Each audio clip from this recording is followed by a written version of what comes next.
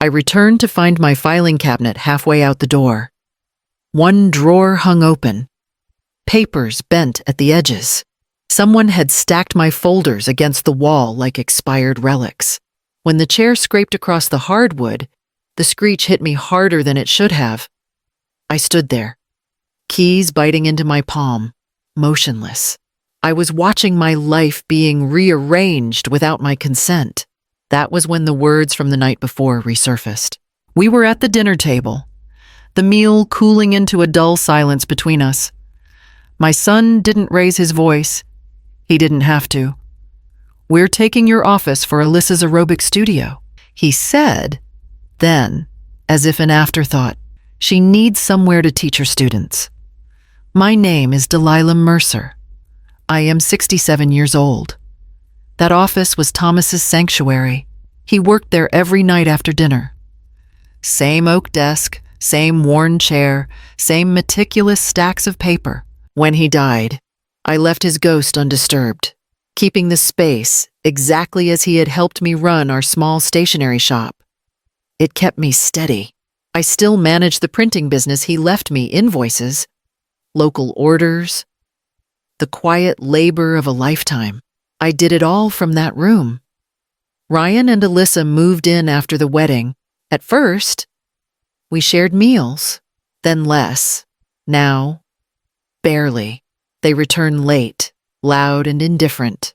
I retreat to my room. It felt easier than demanding to be seen. After Ryan married Alyssa, things didn't break all at once. That's the part people never believe. They expect shouting, slammed doors, big scenes. It was quieter than that. Slower. The first few months, we still ate together. Not every night, but enough. Ryan would ask how the shop was doing. Alyssa would scroll on her phone and nod. I didn't mind. I told myself it was new marriage stuff. Everyone needs space. Then the dinners started slipping. "I'll eat later," Ryan said one night, already halfway up the stairs. Alyssa didn't even look up. We grabbed something on the way home, later turned into most nights. Most nights turned into almost always. They started coming home late, sometimes past 10, sometimes closer to midnight, doors opening too loud, shoes kicked off wherever, music playing while I was already in bed. I didn't say anything. I just shut my door and stayed in my office longer. It was easier to be tired than angry. One night, I reheated leftovers and sat alone at the table. Ryan walked through, grabbed a drink, and said, "We're just busy right now." I said, "I know." He smiled, relieved, like I'd passed some test. Another time. Alyssa laughed and said, "You don't have to wait up for us." I said, "I wasn't." That wasn't true. I had been. I just stopped admitting it. I started eating earlier, started cleaning my plate before they got home. When they talked in the living room, I stayed in my office. When they watched something loud, I turned my volume down. It wasn't a decision. It just happened. Ryan noticed once. He stood in the doorway and said, "You okay?" I said, "I'm fine. Just busy." Busy became my answer for everything. I thought silence was keeping the peace. I thought if I didn't push, things would level out on their own. Families go through phases. That's what I told myself. That's what I wanted to believe. But sitting alone night after night, listening to them live around me instead of with me, something settled in that I didn't have a name for yet. Not anger, not jealousy, just the feeling of being slowly stepped around. Have you ever watched a family relationship fade without a single argument? I didn't start counting because I wanted to. I started counting because the bills kept landing on my side of the counter. "Did you see the electric?" Ryan asked one morning, already pulling on his shoes. "I paid it," I said. He nodded like that settled everything. Groceries were next, then the water. Then property taxes came due, and I wrote the check without mentioning it. Again. When the printer jammed at the shop, I paid for the repair.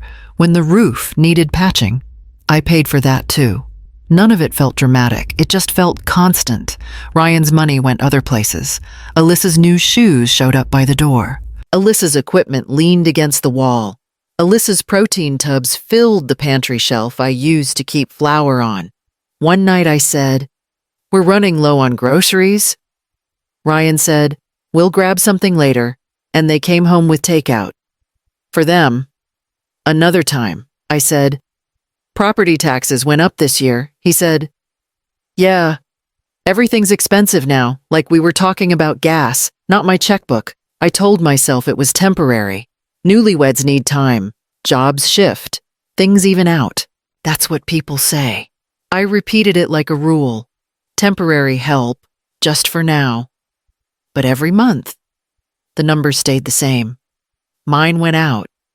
Theirs didn't come in. Alyssa once laughed and said, "You're so organized. I don't even know how to budget like you."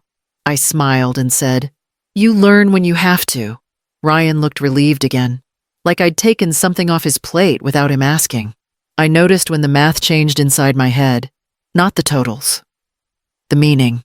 Paying stopped feeling generous and started feeling expected. That part crept in quietly. No argument, no announcement. I didn't confront him. I didn't lay it out. I just kept paying and told myself not to be petty. Family doesn't keep score. That's what I believed. Still. Every time my card went through, something tightened. Not anger, not yet. Just the sense that temporary had started stretching into something else. I heard Alyssa crying before I heard the words. It wasn't loud. That's what made me stop. The kind of crying people think no one notices. Ryan was in the hallway with her. He saw me and straightened up like he'd been caught doing something wrong. She lost her job. He said before I could ask. Alyssa wiped her face fast. "It wasn't like that," she said. They were overreacting.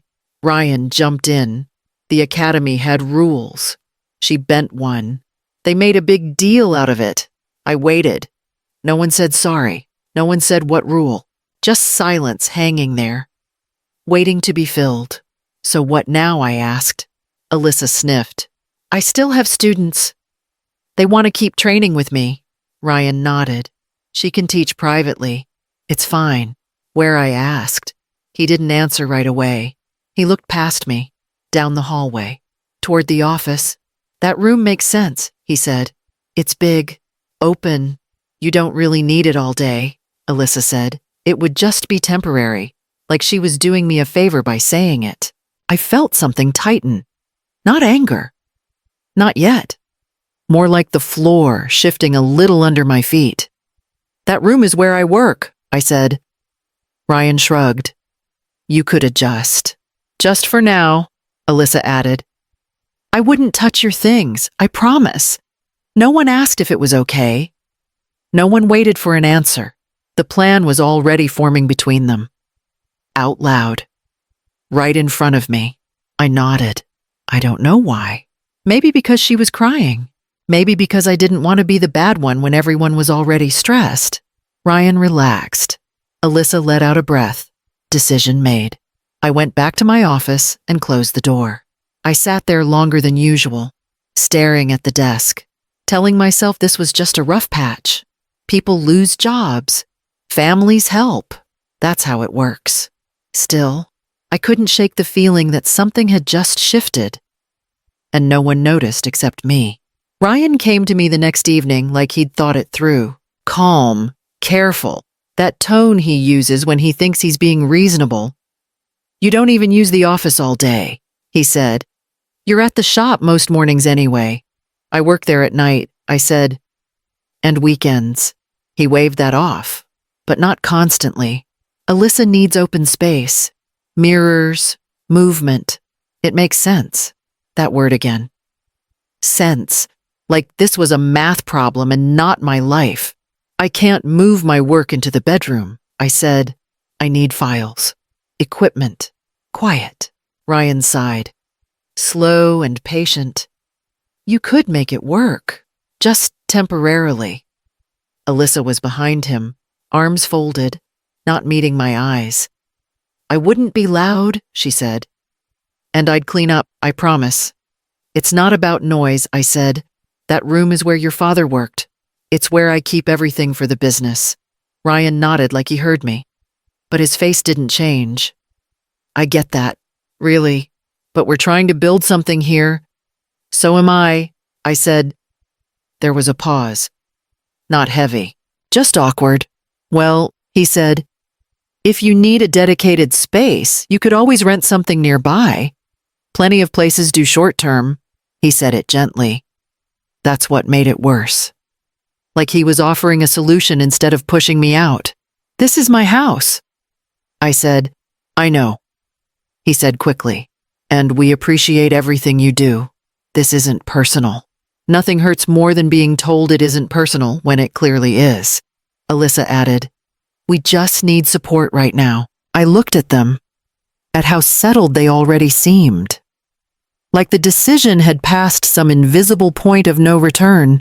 I thought about arguing harder, about listing reasons, about raising my voice. Instead, I said, I'll clear it out tomorrow. Ryan smiled, relieved. Alyssa exhaled. The tension disappeared for them. It didn't disappear for me. I went back into the office and sat down, hands flat on the desk, realizing I had just agreed to something I didn't believe in. I wasn't gone long. A routine morning dropping off orders, a conversation that lingered too late. I returned home only an hour behind schedule, but that was all the time they needed. The front door stood ajar, a crack of unwelcome light spilling onto the porch. Before I even stepped inside, I heard them unfamiliar, low voices, heavy with the business of dismantling. Where do you want this? One man asked. I reached the hallway and found my office door flung wide. My filing cabinet sat halfway out, its drawers taped shut at crooked angles. Someone had stacked my folders against the baseboard like discarded memories. On the floor sat a box labeled miscellaneous in thick, black marker. That was where they had shoved Thomas's life, his fountain pens, his ledger, his soul tossed together without care. Stop, I said. No one heard me. Stop, I said again, my voice catching. A mover turned. We were told. I don't care what you were told. I snapped, my hands trembling. Put it back. He hesitated, looking past me. Ryan emerged from the kitchen, wearing an expression of inconvenience rather than regret. We're just getting a head start, he said. You said tomorrow. Tomorrow is not today, I countered. Alyssa lingered behind him, her arms tightly crossed, a silent wall of neutrality. One of the movers held up a small carton. Ma'am, does this go with the rest? That is my husband's, I said, my voice dropping. Set it down. Ryan rubbed his forehead. Mom, this doesn't need to be a scene. It already is, I replied. I turned to the men. You can go, all of you. They looked at Ryan. He opened his mouth, saw the steel in my eyes, and finally nodded. Just give us a minute, he muttered. When the door shut, the house felt violated. You couldn't wait, I asked. Ryan shrugged. We assumed you were okay with it. Assumption is not the same as asking, I said. Alyssa finally spoke. We didn't touch anything important. You don't get to decide what is important to me. I told her. I stood amidst my half-undone life, and the truth hit me with a cold, sharp clarity. They hadn't acted early. They had acted with entitlement. They weren't waiting for my permission. They were simply moving forward, as if I had already disappeared. Ryan waited until the mover's truck faded into the distance before speaking. He leaned against the kitchen counter with a casual air, treating my displacement like a mere scheduling conflict. We need to talk about expectations, he said. I let out a short, sharp laugh. You mean decisions. You've already made those. He remained unfazed. This house needs to adapt. Mom, things change. Families change. I haven't changed, I said, my voice low. I'm still standing right here. That's not what I meant. He took a breath, his tone patronizingly patient. Alyssa needs the space to build her future. This is all temporary. Temporary has been doing a lot of heavy lifting lately, I countered. Alyssa remained a ghost in the corner, arms folded, staring at the linoleum as if silence were a neutral sanctuary. Then Ryan delivered the blow. You could stay with a friend for a bit, or find a short-term rental, just until things stabilize here. I looked at him, really looked at him. This was the boy whose scraped knees I had bandaged in this very hallway. You're asking me to leave my own home. I'm offering options, he said quickly. Don't twist my words. Options for whom? Ryan. Because none of this sounds like it's for me, he sighed, his frustration bubbling over. You're making this harder than it has to be. That hit me with a weight heavier than any shout. I pay for this roof. I reminded him, I pay the taxes, the utilities, the repairs. I run a business from that room, and we appreciate that, he said, dismissively. But appreciation doesn't stop progress. Progress. As if I were a boulder blocking a path rather than the foundation of the road he was walking on. So where do I fit? I asked. Ryan hesitated a beat too long. This isn't about you. In that silence, the world rearranged itself. It wasn't about the office or the business. It was about who mattered, who adjusted, and who was being erased. Okay, I said. Ryan relaxed, his posture softening as it always did when I ceased to be an obstacle. Alyssa finally looked up, relief flickering in her eyes. I walked back into my office and closed the door. I sat at my desk, hands flat on the wood, breathing steadily. I didn't cry. I didn't pack. I simply realized that I wasn't being asked to compromise. I was being phased out of my own life. I didn't sleep that night. I lay there listening to the house breathe around me, like it had opinions now. Every sound felt louder than it should have been. I kept replaying Ryan's voice. Adapt. Temporary. Like words could soften what he was asking. I got up before sunrise and made coffee I didn't finish, sat at the kitchen table and stared at nothing. Then I thought about Thomas. Not in a sentimental way, in a practical one. He used to say, if it's not clear on paper, it's not clear at all. I used to roll my eyes at that. I don't anymore. I pulled out the card he'd made me keep in the drawer. Mr. Calder, estate attorney. The kind of man who speaks slowly and doesn't waste words. When he answered, I almost hung up. This is Delilah Mercer, I said. My voice sounded steadier than I felt. I need to understand my options. He didn't rush me. He asked who lived in the house, who paid the bills, whose name was on the deed. I answered everything, clean, simple. So you want them to leave? He said. I want my house back, I said. Those aren't the same thing. There was a pause. Then paper shifting. We can start formal notice, he said. It won't be pleasant. I know. I said. Neither is staying. We talked timelines, process, what it would look like when it stopped being a conversation and started being official. Every word felt heavy, but also strange in a good way, like setting something down after carrying it too long. When I hung up, my hands were shaking. I hated that. I hated that it had come to this. I hated that part of me still wanted permission. But underneath all of that was something else. Resolve. Not loud. Not dramatic. Just solid. I wasn't choosing the law over my family. I was choosing clarity over being erased. They didn't take the notice seriously at first. Ryan skimmed it like it was a warning label. Alyssa read it twice. The second time, her hands started shaking. You're really doing this, Ryan said. His voice dropped. Not angry, afraid. I already did, I said. Alyssa stepped forward. We didn't mean to hurt you, she said. It just got away from us. Things don't get away on their own, I said. People move them. Ryan ran a hand through his hair. Mom, come on. We can fix this.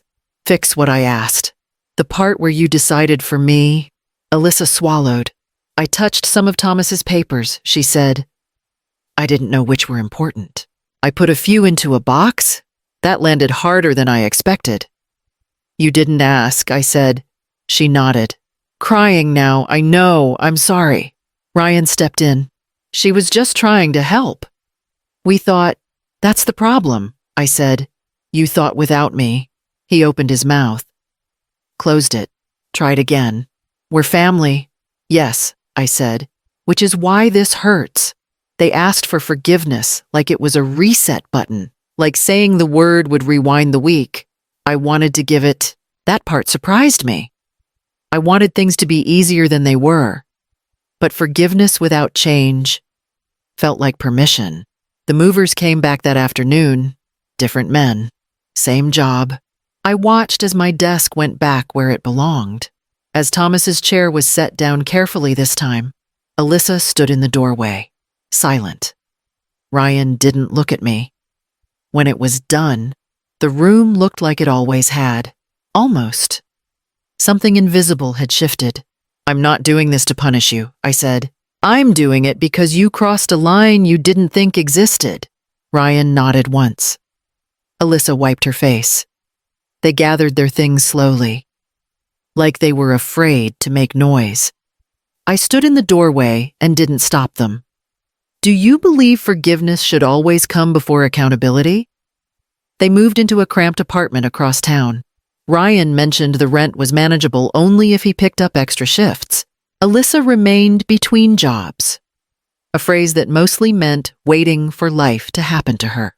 When Ryan stopped by to collect his mail, he looked tired. It's tighter than I thought, he admitted. Life usually is, I replied. He nodded, absorbing the reality of independence as if it were a new discovery. The shouting had stopped, replaced by a distance that was neither cold nor warm. It was simply necessary.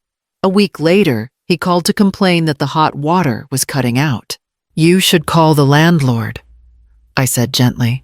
There was a long pause on the other end, the silence of a son realizing his mother was no longer his safety net. Yeah, he finally whispered. Right. When Alyssa texted asking for my print supplier's contact, I didn't rush. I replied 2 days later. I wasn't being petty. I was being busy with my own life. I was reclaiming my time. I returned to my desk and my chair. The papers were stacked high again, but they no longer looked like a museum dedicated to Thomas. My handwriting now mingled with his old ledgers, my problems, my ink stains, my victories. The room felt occupied by the living. I didn't win in the way people expect. There were no trophies, only the reclaimed quiet of my own hallways. I kept what was mine, and I stopped subsidizing the disrespect of others. I wish I had understood the difference a decade ago. But regret is a heavy stone to carry, so I set it down. If you find yourself exhausted in a way that sleep cannot fix, look at what you are giving away for free. Check who benefits from your silence. You don't have to explode to be heard. You just have to stop absorbing the weight of everyone else's expectations. I am still in the office. The room no longer belongs to the past or to the ghosts. It belongs to me, and to whatever I choose to build next.